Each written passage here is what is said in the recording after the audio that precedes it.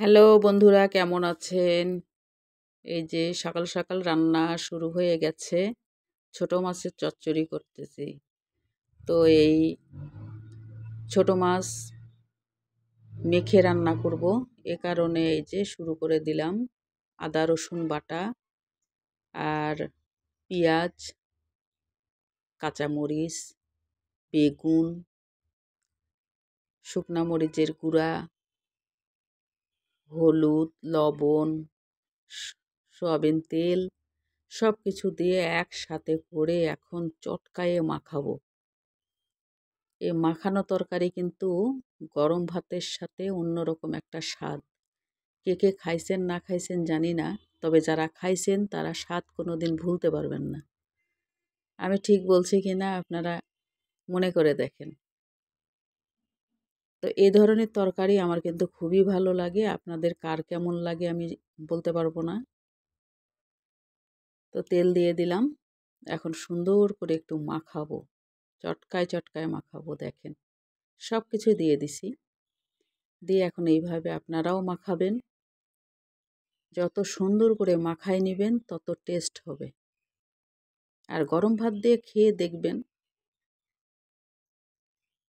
একদম সুন্দর মাখানো হয়ে গেল, একদম মিহি করে সব রকম মশলা টশলা দিয়ে। আর এখন দিয়ে দিব ছোট মাছ, ময়া মাছ। দেখেন এই ময়া মাছ দিয়ে এখন হালকা করে মাখাবো। এটাকে আর চটকায় চটকায় মাখানো যাবে না, যেমন করে আগে মাখালাম চটকায় চটকায়। এখন আর এটাকে হালকা করে উপরে রেখে ব্যাস। আর এই ধরনের ছোট মাছ অতটা ভাজতে হয় না। এইভাবেই কাঁচাই যদি রান্না করেন খুব ভালো লাগে খেতে। তো এইভাবে রান্না করতেছি। আর গরম ভাত দিয়ে দুপুরবেলা খাবো এই কারণে। তো হালকা একটু জল দিব, তার কারণ এগুলান একদম ঝোলও না, কিছু না যে অনেকগুলান জল দিতে হবে।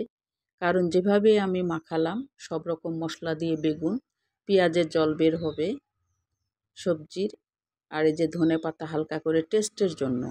এর মধ্যে আপনারা ইচ্ছা করলে টমেটো দিতে পারেন।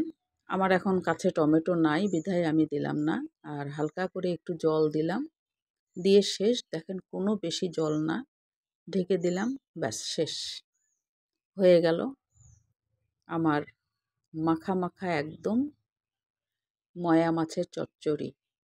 দেখতেও কত সুন্দর লাগতেছে দেখেন। খেতেও কিন্তু ঠিক দেখতে যেমন তেমনই লাগবে।